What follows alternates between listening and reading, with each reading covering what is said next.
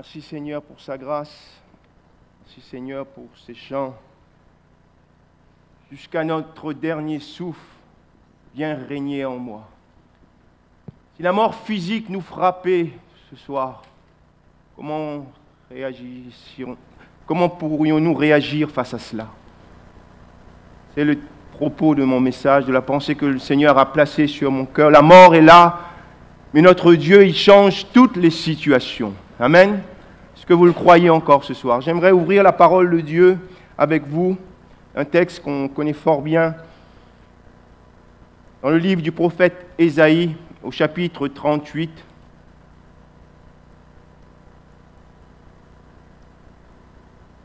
J'aimerais lire les 5 premiers versets. Ésaïe, chapitre 38. En ce temps-là, Ézéchias fut malade à la mort.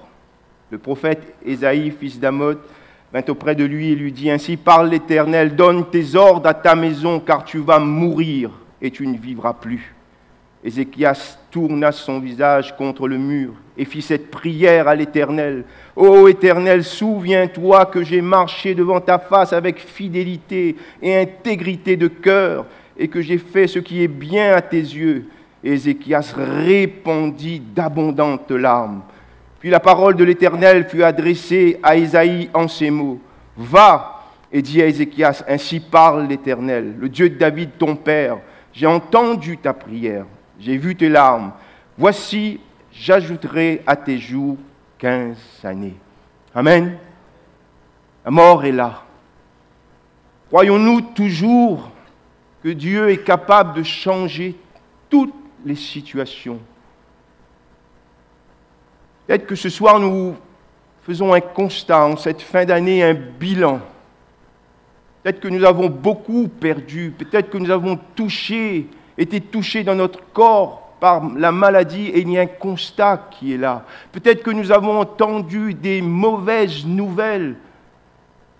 Quelle est notre attitude? Comment pourrions-nous réagir face à des nouvelles qui pourraient venir comme nous décourager, nous faire perdre la foi? Je ne sais pas ce soir, mon frère, ma sœur, quelle est ta situation, mais je veux croire que le Seigneur veut encourager quelqu'un. Il veut bénir, il veut restaurer, il veut se glorifier, même si la mort est là. Et pour Ézéchias, le serviteur de Dieu, le roi, il est écrit au verset 1er, Ézéchias fut malade à la mort. Voilà cette situation qui frappe le serviteur de Dieu. Il est malade d'une maladie qui mène à la mort. Et vous savez, lorsque on est malade, on est touché dans notre corps, nous désirons tous entendre une parole d'encouragement, une parole de bénédiction, une parole qui vient pour nous guérir, pour nous encourager, pour que notre foi augmente afin de tenir bon. Je crois que nous sommes tous dans cette attente. Mais il est malade, mais il est tout autrement pour le serviteur de Dieu. Il y a cette mauvaise nouvelle qui arrive, cette parole qui va sortir de la bouche du prophète Ésaïe. Le prophète, c'est la bouche de Dieu, l'homme choisi de Dieu pour parler de sa part. Il y a cette parole qui résonne: donne tes ordres à ta maison, car tu vas mourir. Et il insiste: et tu ne vivras plus. Il y a ce constat terrible qui est là pour le serviteur de Dieu. La mort est là. Lui, peut-être que dans sa situation de maladie, il avait prié, il avait crié vers le Seigneur. Et il s'attendait à cette parole qui venait pour le guérir. Mais là, il y a le constat, cette parole, ce décret de Dieu: tu vas mourir, Ézéchias. Peut-être que pour quelqu'un, c'est cette nouvelle, ce constat, ce bilan qui résonne dans ta vie, dans la situation que tu traverses. Peut-être que ce n'est pas le corps, mais peut-être c'est au sein de la famille. Il y a ce constat qui est fait. La mort est là, la ruine est là, la destruction est là. Et peut-être que ta santé, la santé d'un membre s'empire. Peut-être que tu es dans cette situation, comme le serviteur, déstabilisé. Certainement, il y a eu un affolement dans la cour, dans la maison du roi, pour tous les serviteurs qui étaient là, d'entendre cette parole du prophète, pour les proches même du roi, entendre ce constat de la bouche de l'Éternel. Je ne sais pas si on pourrait se mettre à la place d'Ézéchias. C'est la parole de Dieu. La situation ne peut pas changer. Lorsque Dieu parle, la chose arrive. C'est sa parole. Et Dieu dit au serviteur, tu vas mourir, donne des ordres à ta maison. Et j'aimerais te dire, il y a certaines situations révélées, permises par Dieu, pour voir la réaction, l'attitude du serviteur de Dieu. Et j'aimerais nous le rappeler ce soir, même si la mort est là, Dieu est le Dieu qui change les situations. Amen. Dieu est le Dieu qui nous met dans ce test de la foi. Que ferions-nous face à de telles paroles? Que ferais-tu ce soir face à un tel constat de ta vie, de ce que tu traverses, de ta famille? Dieu est capable de changer toutes les situations. Et cela dépend très souvent de nous. Comment Ézéchias, le serviteur de Dieu, va réagir pour que cette situation change? Premièrement, Ézéchias va chercher l'intimité dans la prière. Voilà ce qui est écrit au verset 2. Ézéchias tourna son visage contre le mur et fit cette prière. Vous saviez, il était malade, certainement il était là, allongé, et il va décider de faire taire les bruits là, l'affolement qui était dans la cour face à cette parole de Dieu. Il tourne son visage contre le mur, cherchant l'intimité avec Dieu. Ézéchias était un homme de prière, un homme attaché à son Dieu, un homme qui consultait le prophète de l'Éternel. Face à cette mauvaise nouvelle, il décide de venir dans cette intimité avec Dieu, de se mettre à part. Je crois que pour nous, frères, sœurs, Église de Jésus-Christ, il nous faut encore et encore chercher l'intimité avec notre Dieu. Amen.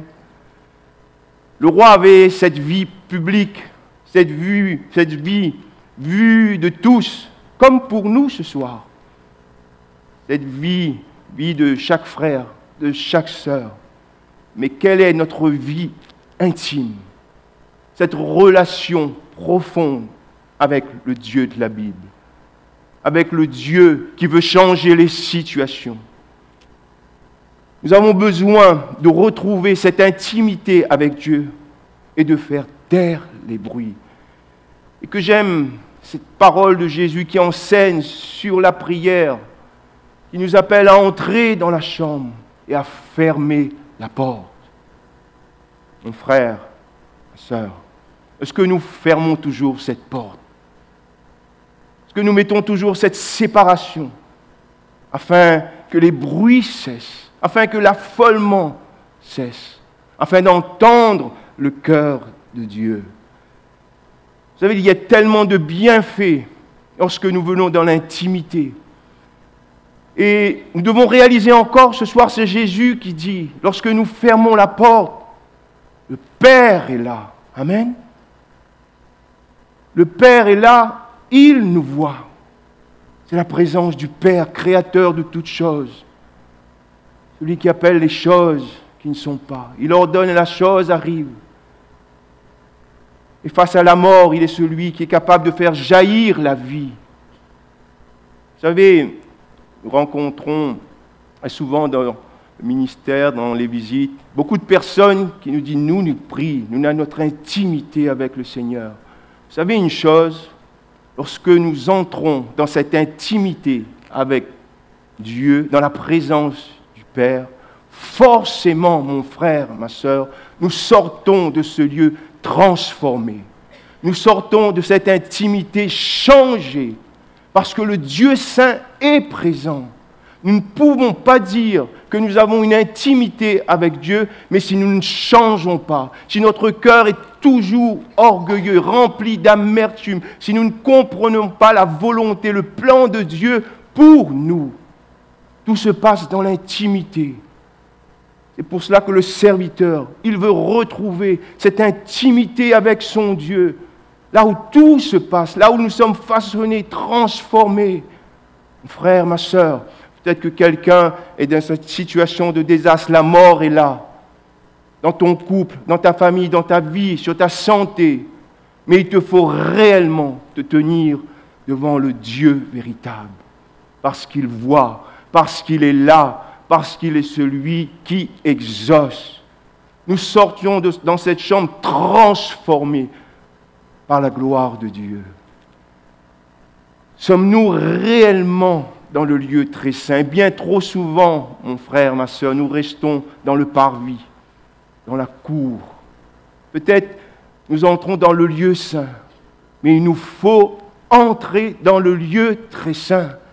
Et nous pouvons avoir accès ce soir par l'œuvre de la croix. Le voile a été déchiré de haut en bas. Par le sang de Jésus, nous avons accès au Père éternel. Dieu nous change dans le lieu secret. Ézéchias, le serviteur de Dieu, face au constat de la mort, face à la parole de Dieu, il a voulu retrouver l'intimité. Par son attitude, par son cœur à vouloir retrouver l'intimité avec Dieu.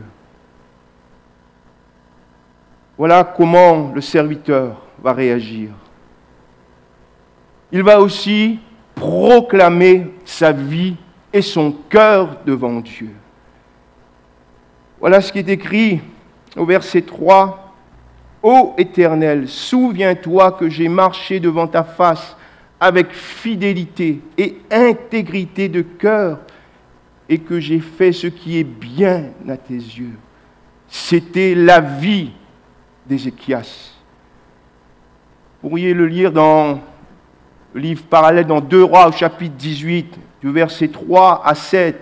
Il est écrit que Ézéchias était un serviteur droit aux yeux de l'Éternel, un serviteur qui avait placé sa confiance en Dieu, un roi attaché à l'Éternel. Il ne se détourna point de l'Éternel, il observa les commandements de Dieu. L'Éternel était avec lui, un homme de prière, un homme intègre. C'était sa vie de tous les jours. Il n'avait pas attendu cette mauvaise nouvelle, cette parole difficile, ce constat pour dire « mais ça met ma vie droite, mais ça marche avec le Seigneur ». Non, c'était un homme qui avait sa vie avec Dieu. Eh bien, trop souvent, mes frères, mes sœurs, nous attendons que l'épreuve nous touche, que la maladie nous touche pour vouloir changer. Nous devons être serviteurs, servantes, chrétiens, enfants de Dieu chaque jour, en tout temps, qu'importe les situations, qu'importe les difficultés, qu'importe l'épreuve, qu'importe les paroles qui résonneraient. C'est notre vie. Que Dieu nous garde, mes frères et sœurs, d'avoir une vie qui n'honore pas Dieu en tout temps, dans toutes les situations, en toutes circonstances. Parce que nous voulons honorer Dieu. C'était le cœur du serviteur en tout temps, à chaque minute, chaque jour, chaque semaine, chaque année, d'être agréable à Dieu. C'était sa vie, un homme fidèle et intègre de cœur. Vous savez, cette définition d'intégrité, c'est être entier dans sa relation avec Dieu. Nous pourrions aussi définir cela, être juste. Ézéchias était un homme juste et droit devant Dieu. Vous savez, ce mot « juste » peut paraître démodé, dépassé. Mais dans toute la Bible, vous retrouverez que Dieu parle du juste. Et j'aimerais ouvrir une parenthèse et énumérer les qualités du juste, qui doivent être notre qualité, nos vies de chaque jour. Le juste est celui qui est mis à part. Il y a une question. Est-ce que vous êtes juste ce soir? Qui est juste? Ce n'est pas un piège. Qui est juste ce soir? Peut lever la main? Nous sommes tous justes, justifiés par le sang de Jésus-Christ. Et le juste est celui qui est mis à part, qui craint Dieu. Souvenez-vous de Job, c'était un homme intègre et droit, craignant Dieu et se détournant du mal. Malgré tout ce qu'il avait perdu, malgré l'incompréhension, malgré la souffrance, malgré le temps qui avait passé dans la vie de Job, la Bible nous dit, il ne va pas pécher contre l'Éternel. Dieu va honorer l'intégrité de cet homme. Dieu va restaurer Job. Le juste, c'est celui aussi qui obéit, l'obéissance. Voilà, je lis pour vous dans Romains chapitre 2, verset 13. Ce ne sont pas en effet ceux qui écoutent la loi qui sont justes devant Dieu, mais ce sont ceux qui la mettent en pratique qui seront justifiés. Amen. Le juste est celui qui obéit comme Abraham, obéissant, prêt à tout quitter, prêt à tout offrir. C'est difficile pour nous, dans cette génération, d'être des hommes et des femmes obéissants lorsque Dieu parle, lorsque Dieu nous reprend, lorsque Dieu nous dirige. Dieu a béni Abraham de génération en génération par sa foi, par son obéissance à Dieu. Nous devons marcher dans l'obéissance parce que nous sommes justes. Le juste est celui qui marche par la foi, mais le juste vivra par la foi. Amen. C'est notre vie. Oui, il y a peut-être ce constat ce soir, cette mauvaise nouvelle, ce bilan que tu peux faire, mais il y a ce test qui est là. Quand le Fils de l'homme viendra, trouvera-t-il la foi? Est-ce que l'Église, est-ce que moi, est-ce que vous, nous sommes remplis de la foi, face même à la mort physique, face même à un décret de Dieu qui est là? C'était le cœur, le choix du serviteur de Dieu, de ne pas accepter cette situation. Il savait qui était son Dieu. Il avait la crainte de Dieu. Et il avait cette foi que Dieu pouvait agir dans cette situation. Dieu change les situations. Le juste est celui aussi qui se garde pur, comme Daniel dans sa génération, qui n'a pas voulu se souiller par les mets, il n'a pas voulu de faire alliance, il n'a pas voulu se compromettre, il n'a pas voulu céder face à ce que pouvait lui proposer le roi et le monde. Que nous puissions être gardés, mes frères et sœurs, de tout ce que le monde pourrait nous proposer. Soyons purs. Dieu a gardé Daniel, Dieu l'a béni, Dieu l'a protégé dans cette fosse aux lions. Dieu est le Dieu qui change les situations. Et on pourrait se dire que le juste, Dieu en parle que dans l'Ancien Testament, Il en est question aussi dans le Nouveau Testament. J'aimerais faire cette lecture avec vous dans 1 Pierre chapitre 3, à partir du verset 8 jusqu'au verset 12. 1 Pierre chapitre 3. Enfin, soyez tous animés des mêmes pensées et des mêmes sentiments, pleins d'amour fraternel, de compassion, d'humilité. Ne rendez point mal pour mal ou injure pour injure, bénissez au contraire, car c'est à cela que vous avez été appelés, afin d'hériter la bénédiction. Si quelqu'un, en effet, veut aimer la vie et voir des jours heureux, qu'il préserve sa langue du mal et ses lèvres des paroles trompeuses. Je vous encourage, mes frères, mes sœurs, à revoir la prédication du pasteur Philippe Bergamini. Il a parlé sur la langue. Le juste, Il est celui qui préserve sa langue du mal et ses lèvres des paroles trompeuses. Qu'il s'éloigne du mal et fasse le bien, qu'il recherche la paix et la poursuive, car les yeux du Seigneur sont sur les justes et ses oreilles sont attentives à leurs prières. Amen. Nous pourrions faire un message entier sur le juste. Le juste est celui qui est rempli d'amour, qui vit dans l'unité, celui qui recherche la paix, celui qui prie, celui qui est rempli du Saint-Esprit, qui adore Dieu. Les situations changent quand nous cherchons le cœur de Dieu, quand nous avons cette vie d'intégrité, de fidélité devant Dieu en tout temps. Situation change par l'attitude d'Ézéchias qui a prié, par son intégrité et par sa sincérité. À la fin du verset 3, il est écrit « Ézéchias répandit d'abondantes larmes ». Nous, les frères, est-ce que ça nous arrive de pleurer? Nous dit, un homme, il ne pleure pas, ça. C'est vrai. Mais face à des situations, mes frères, il faut être sincère. C'était le cœur d'Ézéchias, être sincère. La situation le dépasse. Il y a l'incompréhension. Pourquoi vais-je mourir? Il s'attendait à la grâce de Dieu, à cette parole qu'il avait entendue, le Dieu qu'il avait délivré des Assyriens, qui avait combattu pour lui, qui avait répondu favorablement à sa prière. Et là, il y a ce constat qui est là. Et il pleure. Et des fois, mes frères et mes sœurs, peut-être qu'il nous faut verser des larmes, être sincères devant Dieu.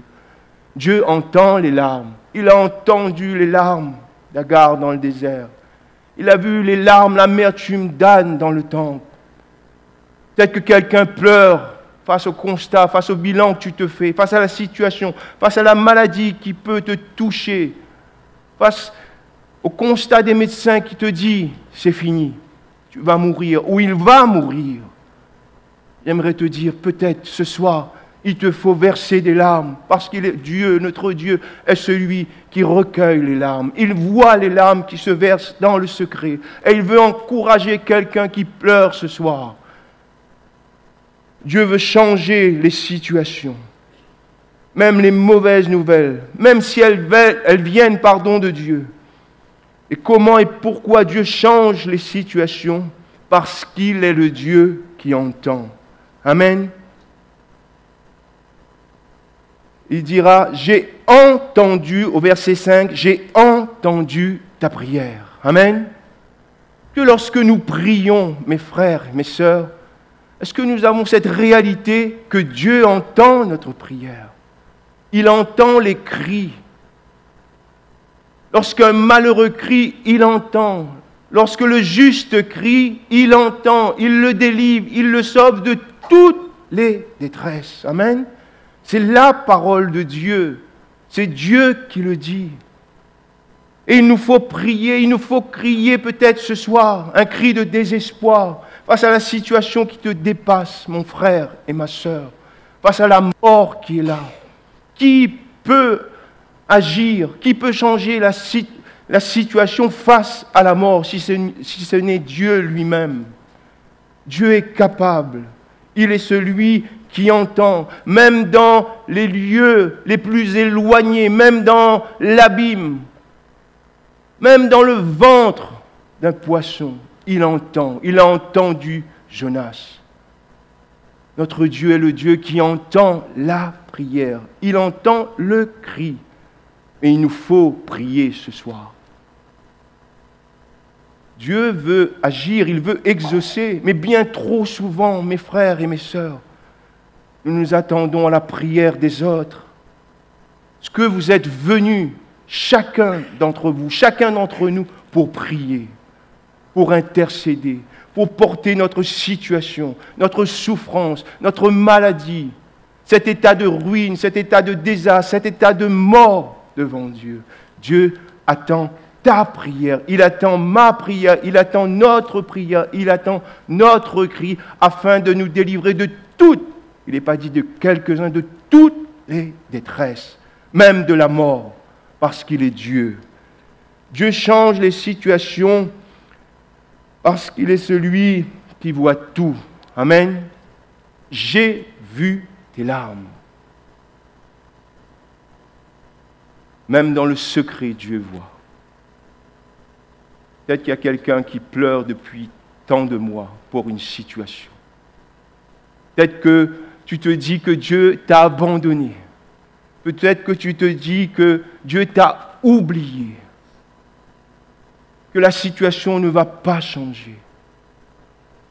J'aimerais te dire ce soir, cette parole, Dieu voit les larmes, la souffrance, la mort qui peut-être te frappe, la mort peut-être qui va peut-être te frapper, qui va détruire ta famille.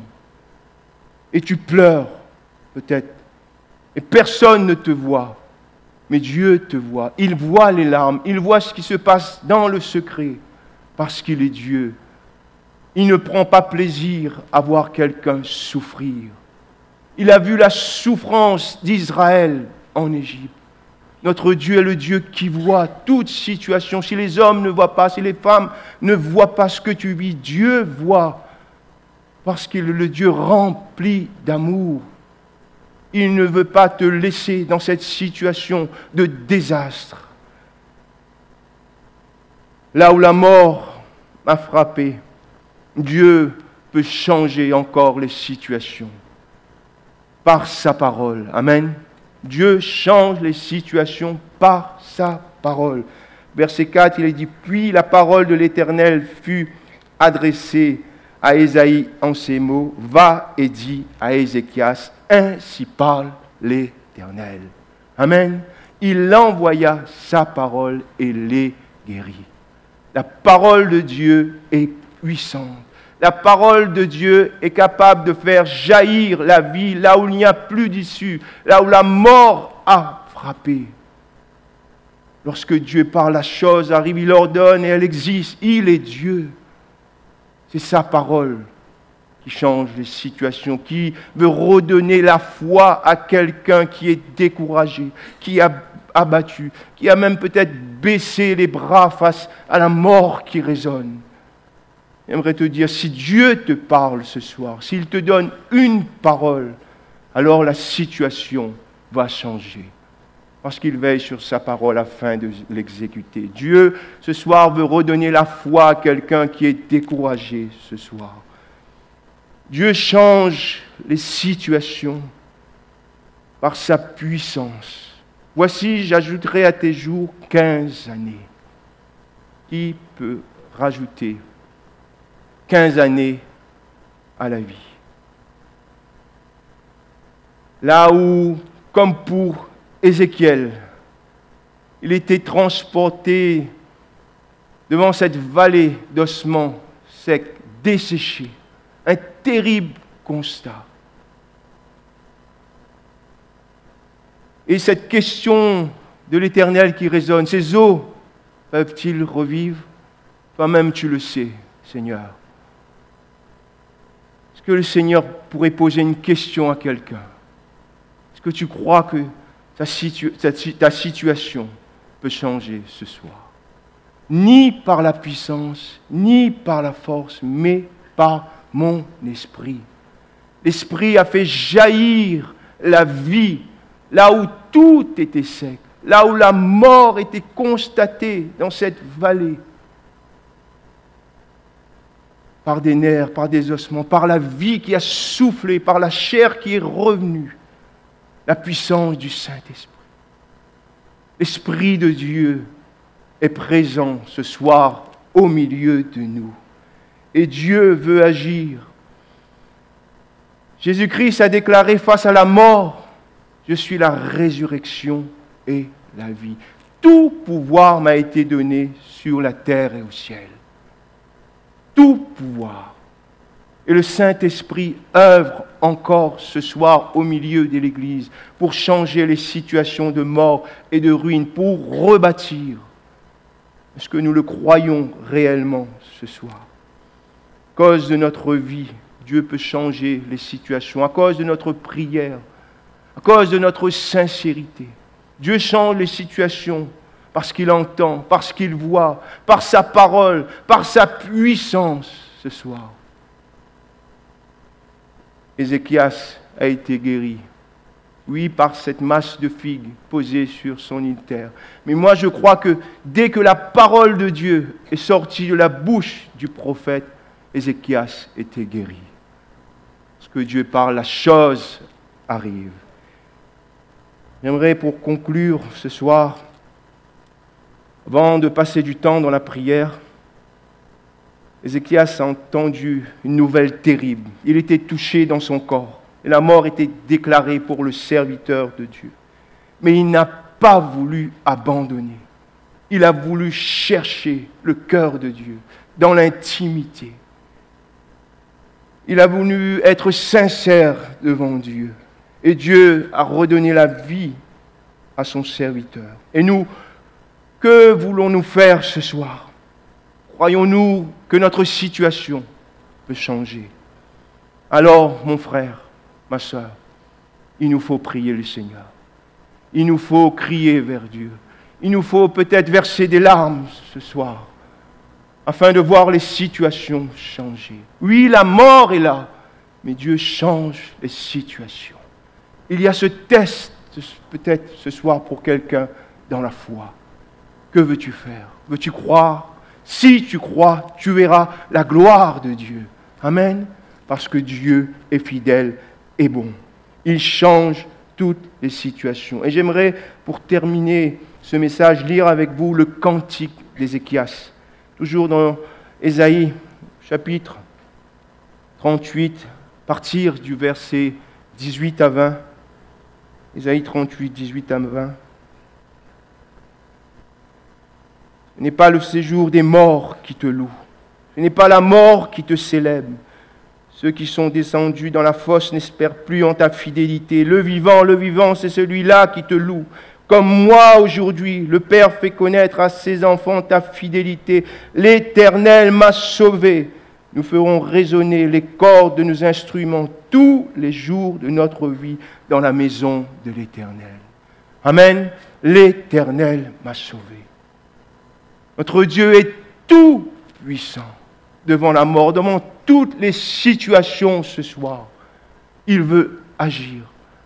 Mais il attend de nous que nous prions ce soir avec sincérité, sans honte, sans gêne, sans regarder à mon frère, à ma sœur, mais de prier le Seigneur, de crier, de lui dire « Souviens-toi de moi, je suis ton serviteur, je suis ta servante, souviens-toi de lui, souviens-toi d'elle, fais éclater ta gloire. » Dieu change toutes les situations. Amen. Même si la mort est là, il est capable, notre Dieu.